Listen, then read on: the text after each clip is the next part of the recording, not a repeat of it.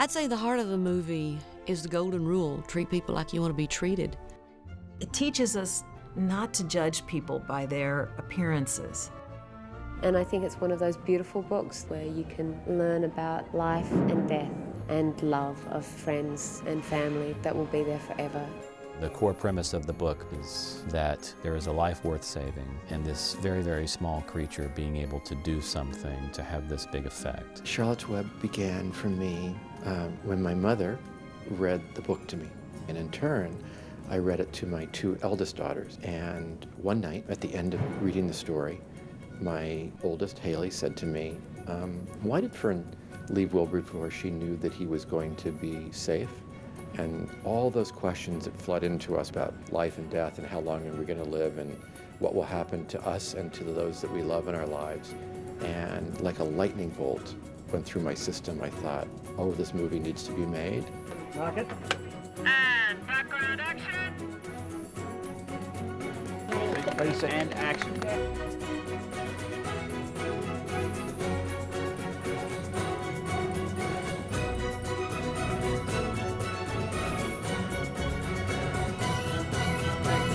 Great.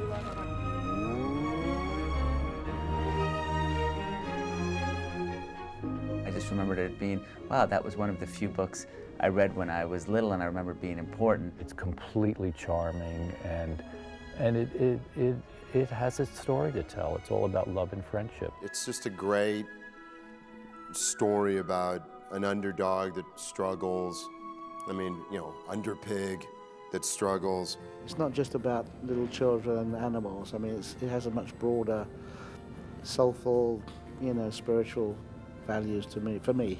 I guess they're the most timeless concepts of our lives and what we should all pursue in our lives. You have to live every day, to the fullest, because, sometimes your friends and loved ones, might not be there. Of course, every time at the end you cry when you're reading it, and it's an amazing, incredible story.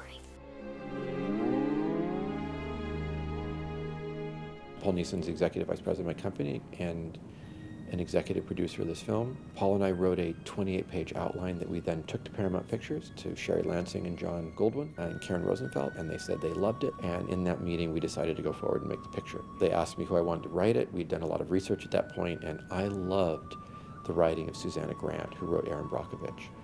And I thought the dialogue was great. I thought that the character was great. I thought she did a spectacular job on that.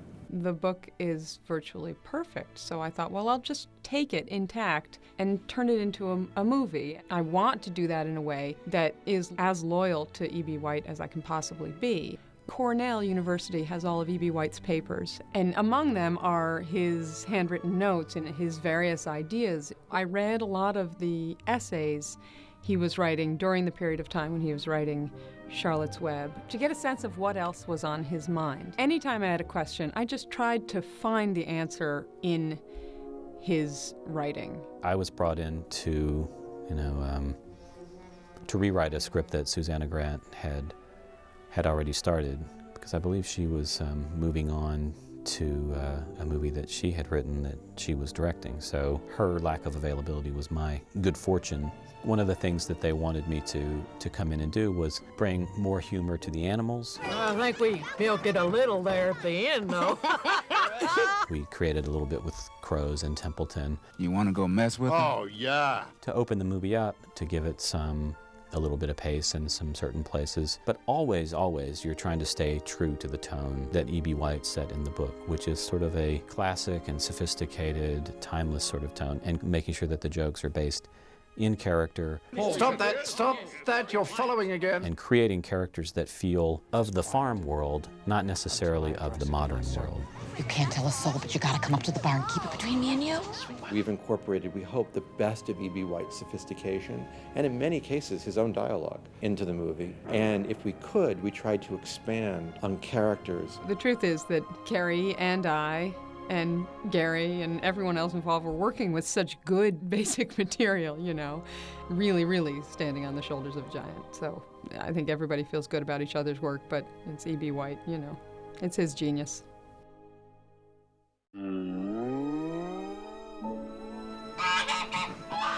Uh-oh. Is the big standoff on the set. Bring in the sheep. I got one of the greatest gifts I can ever get, which is Jordan and Paramount, said that I could make this movie. Okay, cut. We got some great stuff. We combine animatronics, live action, CG animation, and sometimes all of them at the same time. Ah, good point, yes.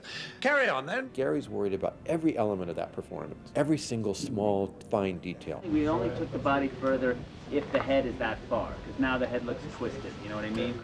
Gary needs to sculpt every aspect of the human or animal behavior, as well as the truthfulness of what they're saying. Both of them should stand there. Yes. Let's roll. Yes. Right? Get something. Get something. We'll get a clap even. Yes. And then Dakota will walk in. Very good. Filmmaking is very much a collaborative effort. Everybody's ideas gets fed in. Ultimately, they're processed through the director's vision. Lurvy has the next line, and we wonder if he's in that spot and Gary's in this spot. And then you have the people creating the pigs to do stunts that we can't do with real live pigs or animatronics. And then you have mouth replacements going on. And then, even when you're shooting with the animals, you can keep playing the dialogue to try and fit into the way their head's moving. And go. You may do 20, 30 takes, and you hope that the dialogue will match their eyes or their nose or their tail swishing or whatever it is. Oh, now he wants to climb up. It's too late, buddy. It was the hardest experience I've ever done in my life, but Dakota and I would just always say to ourselves, you know what? It's Charlotte's Web. It only is going to come around once in our lifetime, and let's just kind of stick together and we'll pull this out. Yeah, try one without the pause. Okay. To turn to see it. Okay, good. He's amazing. He really, thinks about everything and takes everybody's ideas in and, tries to combine them into one, beautiful scene and, a beautiful movie. That's great. That's really, really great.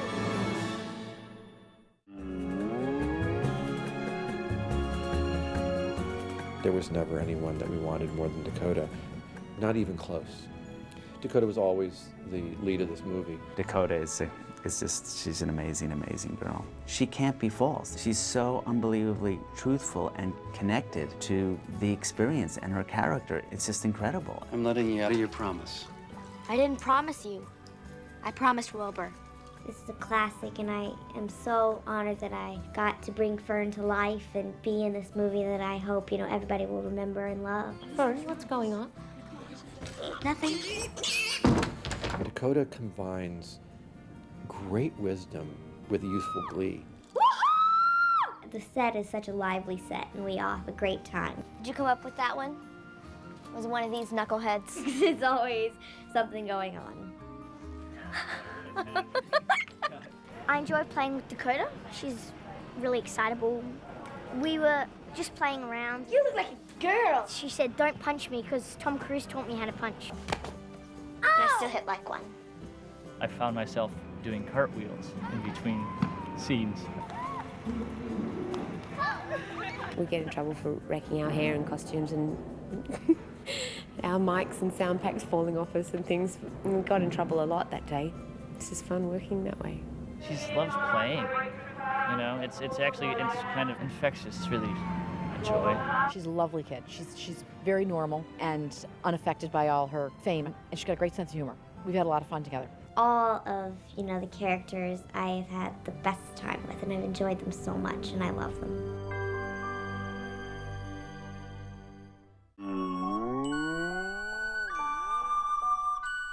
In the film, there are distinct seasonal changes that the whole landscaping had to reflect that. We're looking for deciduous trees where you get a very distinctive spring and a very distinctive fall.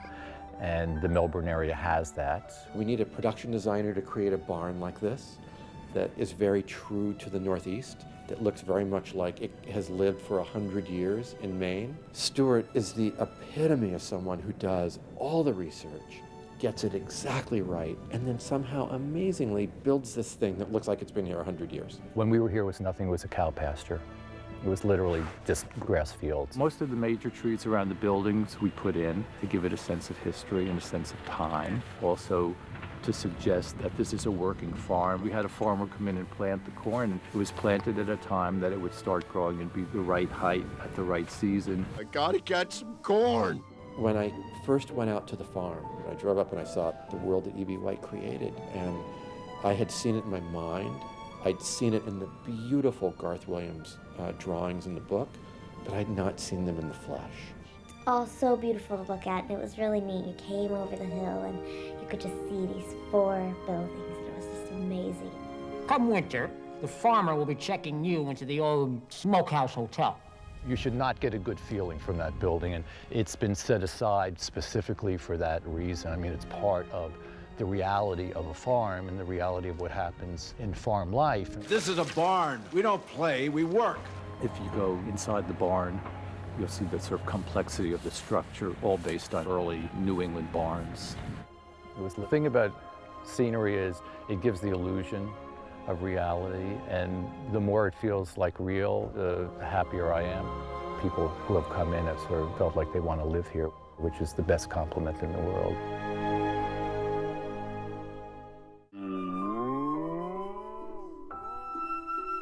The weather can wreak havoc. The joke about Melbourne is wait and you'll get 4 seasons in one day, and we've had it.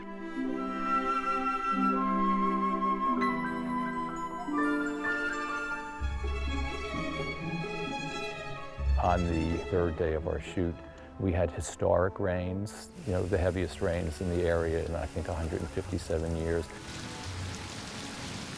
We had the coldest day in 100 years in the middle of summer. Quick as you can, guys, because they're going to freeze. The quicker the jackets come off, the quicker we can roll. Watching our little pigs shivering in a rain scene felt terrible. So I had to have the water all warmed up for them, and lots of hot water bottles and blankets. Fall was coming earlier than we wanted. Our leaves started turning, a month earlier than they were supposed to turn. Leaves were flown in from Los Angeles and New Zealand. Some of them are sort of shorter branches that are tied onto the existing tree. It's all fake. It looks great from a distance. Don't get too close. It smells like plastic. Place looks nice, though. Done a good job, baby.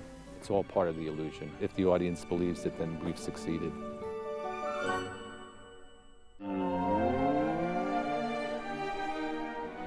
The book was written in 1952, and there was a concern that it not be completely period. When Rita, the costumer, and Stuart started showing me these books of people today on farms, it was a timelessness feeling. It's the same Levi's and the same kind of cars they drive. I mean, obviously a little exaggerated, but it felt like you didn't know what time period you were in. We were looking to create something that was timeless, that people could relate to today and another time. So, yes, we have cars from the 50s, and yes, we have cars from the 60s and the 70s and the 80s. Nothing modern. We're trying to sort of eliminate the real modernism so that it gives us a quieter time for this story to unfold. In every department, we underline everything in the book, every prop, every costume, everything, to make sure that we stay true to the book in that way. I think everyone's collaborated very strongly on this one, particularly in terms of colour. Rita Ryak and Stuart and myself had long discussions about the colour palette and how different colours would play off each other. But that's all right, isn't it? I mean, black pretty much goes with everything. Rita Ryak, who's our costume designer and who's made so many films come alive and are beautiful, that Rita found color and found pattern in the costumes that brought our characters alive. Whether it's the very sort of quirky Mrs. Zuckerman with Siobhan, or whether it's the more reserved but very emotional and maternal Mrs. Arable, she found exactly the right clothes for exactly the right character. She made me my yellow dress that I get to wear in the last scene, and it's so beautiful. It has my 3 ruffles. So perfect, just like the book, right out of the book. Mom, will you put these in for me? I think that the film, in its feel, in wardrobe, and in its overall design, has a nostalgic feel to it.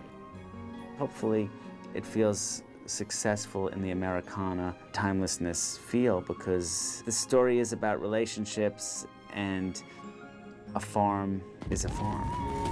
Look at the fireworks, Mom! Avery, come on!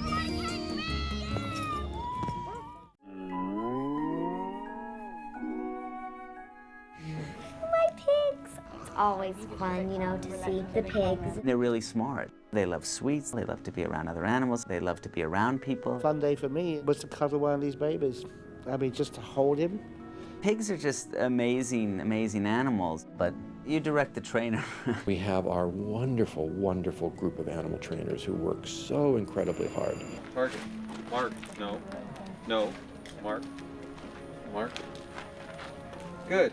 For me, the fact that they love these animals as they do, and they are so able to train them to do these amazing things with positive reinforcement and with love, that I find myself taken with that at all times. They couldn't bring in animals because, you know, you're in Australia, so there's a 6-month quarantine. So basically they had to assemble their team, go down there, breed the pigs, and start from scratch. I had to go through the film shot by shot with him and say, okay, I need Wilbur to do this here. Can he do it? You just started to realize they are the star of the movie. Can't you just once in your life think of someone other than yourself? They get the pigs to do amazing things. I mean, they can get them to kind of stand up on their 2 feet, lean on a rail. They can get them to back up, stay. I mean, most people don't realize how truly smart pigs are. I mean, they're smarter than dogs. But I've gotten to work with them when they're 9 days old up to when they're 20 months old, and they're so adorable, and I love them so much. We broke the film up into 4 phases, so there are 4-phase pigs. So when Wilbur's born, it's a runt, so that was kind of the week-old pig. And then the 4 to 6 week old pig, which is phase 2. And then the phase 3, which was 8 to 10, and then 12 to 14, and we kind of backed our way into it. By 12 weeks, they're really, really smart. By 4 to 6, which is about a third of our movie, they're not as smart. They're adorable. I mean, they're really, really cute. But, I mean, they can only, like, learn one trick. So if they had to come in, stop, and look, and then look to another animal, they could come in and stop, but they couldn't look to the other animal. So we'd have to switch pigs and get another pig that could do that. On your mark. Mark. Stay. Good. Okay. Even with the training, it's really difficult still to get them to do exactly what you want them to do. They're normally really, really good, and sometimes they don't like to sit still, but that's okay. Can't blame them.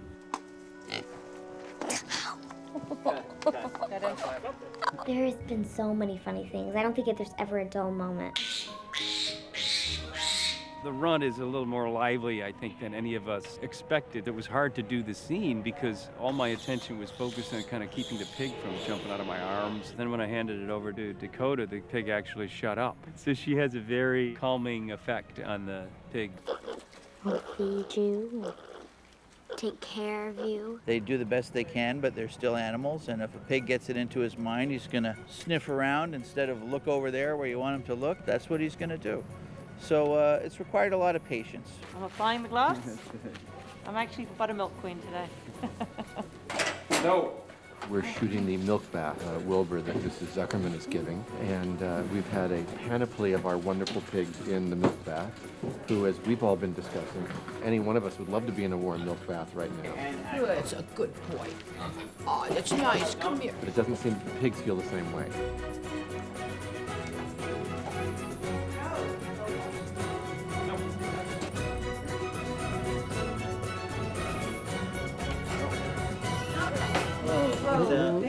I loved bathing the pig. I mean, it was so fun and funny, and using buttermilk and sort of stinking of buttermilk when it was all over. Bathed in buttermilk. We came to find out that you can't use too much buttermilk or the pig becomes too interested in the bucket from which you're bathing from.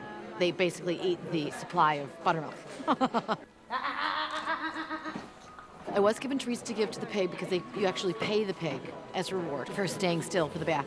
But it was a bit of a disaster because at first I felt like I was really a trainer and I was really relating to the pig and the pig was really loving me, but then I realized it was just after my food. And then just basically wanted to find food around me, so we had to switch pigs. We are on pig number 4, it looks like, coming in for a nice warm milk bath. It's really amazing, actually, how many pigs it takes to do a trick, you know. I've heard a number of like 40 to 50, so I kind of started to lose track. I know there's number 1, there's Daisy, Pritzy, so there's probably like 47 that I haven't really met yet. We'll have about 41 pigs that we would have used to create just one pig. Dakota and I have this, she says 47, I say 46. But all of them are really sweet, and they're my favorite color, pink.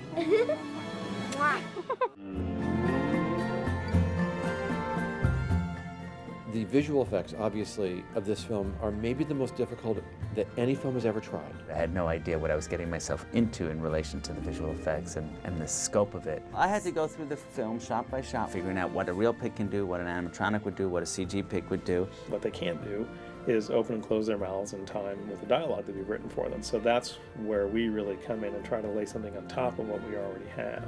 So I will only go to using a full computer graphics thing as a sort of a last resort.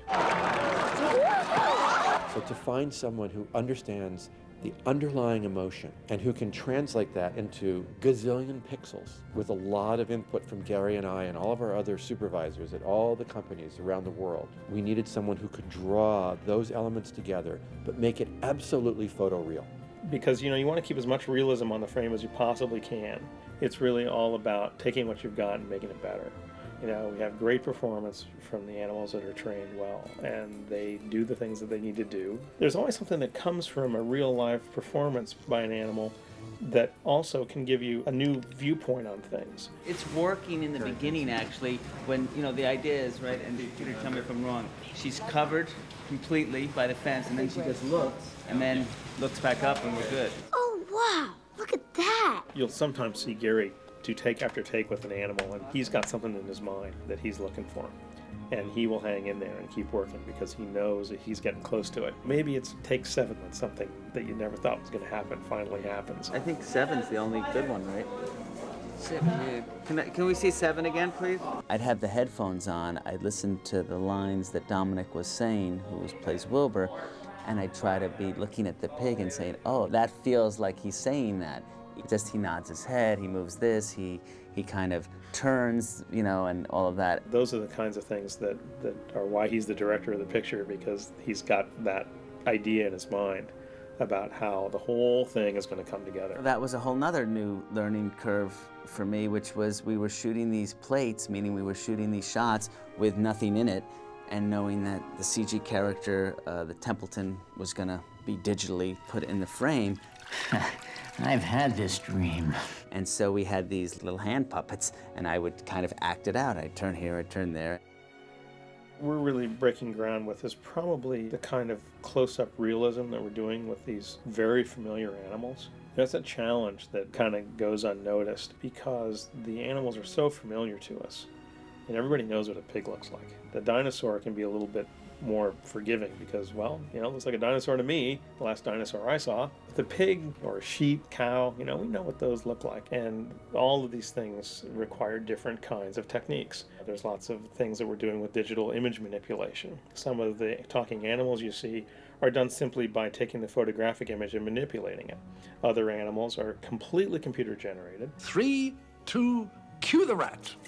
When we started on the show, it was determined that it was going to be a very naturalistic rat. So we bought a rat and we started looking at the rat. We started taping this rat. They have a particular way that they move their back legs, where they have a really long extension in their foot and then they sweep it forward extremely quickly. I'm going to knock this thing over. So you get that kind of action going, and it moves the butt a lot. The butt rocks and rolls and it hops up and down. And so rather than getting a gentle lope, you get this like and that's that skittery rat kind of feeling. This web thing is really paying off. There's a moment when you're animating and it starts with just a series of rough poses. And then as you develop that and it gets that spark of life, that's the part that's really exciting because all of a sudden it becomes like a living, thinking creature where you feel like you've created some real actor. Hey, look, words. There's a big gap between synthetic and real. You're always just one little pixel away from having something not look right. And we always have to keep upping the ante to make sure that our creatures look absolutely real and match into the creatures you see in the rest of the movie. When you watch the movie, it's amazing how the animation can make such personality come into the pig. How this pig that you use in the movie comes so much of a personality when he talks. It's amazing. And that's the real task that's before us as visual effects artists, is to take this idea and bring it to the screen, to create characters like Templeton and the Crows that are going to bring the audience entertainment as well as storytelling. Wait a minute! His eyes are buttons, and his hair is straw. This guy ain't real. most people are kind of repulsed by them. Spider! Spider! Get it away from me! Get it away! Get it away! When you first see the character, you are taken aback and you wonder, what were the filmmakers thinking? Don't you think she's a little, oh, what's the word? Ew! I want it to be real, and I want it to not feel like the most lovable thing. For this movie to be photoreal and to do justice to this timeless and beautiful book that E.B. White has written, we needed to have the very best people who would understand the world that we were in. That's something that is going to require a tremendous amount of very careful creativity, if you will, to make the face of Charlotte something that we can relate to, but still believe it's a spider. My name is Charlotte A. Cavatica. Cavatica is the species. It's a barn orb spider. So you start looking at those type of spiders, and they weren't feminine. It just didn't feel like that could be our girl, our star, for an hour and a half. So we looked at other species, and the wolf spider seemed to kind of have hair on it in a way and have some characteristics that felt feminine. There's, you know, the primary eyes, and then there's the secondary eyes, and it was interesting. The secondary eyes felt like they were almost jewelry, and it felt feminine to us. We wanted her to look like a spider from a distance, but when you got up close, you wanted people to find some appeal in her face. We kept a lot of curves and shapes that kind of lifted the cheeks, and that again was to try and bring in some sort of feminine appeal into the face. The spider needs to emote. It needs to have a level of sarcasm. It needs to have a level of cynicism. Please don't hurt me. Well, since you said please. It needs to have a level of glory and awe and warmth, pregnancy. And then finally, a very slow decline to death. So by the end of the movie, when we cry for her, we totally love her because of her character. Goodbye, my sweet, sweet Wilbur.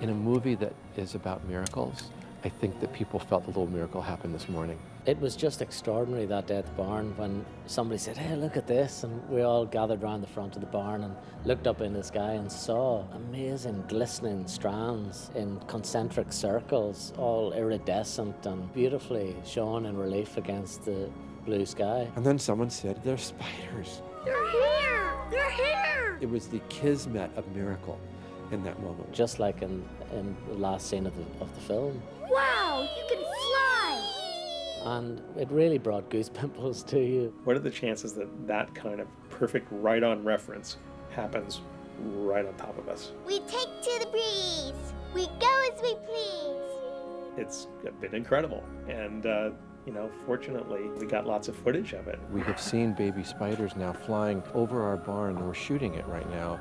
Let's focus deeper. Yeah, that's good. We'll be using it as a foundation for how we build out those scenes in the movie. There's nothing better than great reference, something I always say about visual effects. And to have that sort of appear right on top of us while we're shooting the movie was really amazing. Photographing the miracle. Well, it actually happens. It's not some previous thing. That happens in real life. It's a real little miracle here. We all sat there stunned. It was a pristine, crystal clear day, and these beautiful rings were just floating far, far away from us. And I looked up and I thought, oh, please bless this movie. It's a miracle.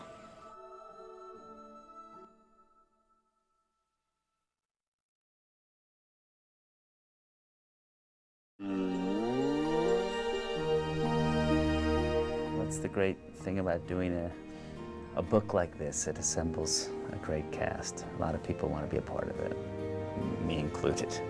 Salutations. What the hey? Lying down on the job, eh? Wow! Golly! Exactly. Thank you, thank you. We were throwing out names that you would never think, but in a movie like this, with all of the animals, it felt like, oh, okay, we can be really eclectic. We thought out of the box. I mean, we totally went for it. That's easy for you to say. I just tried to close my eyes and listen to the voice to see if it would fit the character. They don't call me Mother Goose for nothing. And I think it was Jordan who came up with Oprah. And then we listened to the voice, and it just, wow, made perfect sense. We were doing a kind of marital situation with a husband and wife. We needed to have a little kind of back and forth, a little bickering. As ugly as that spider is, we should have known she was smart. So you don't believe that someone can be smart and pretty? No.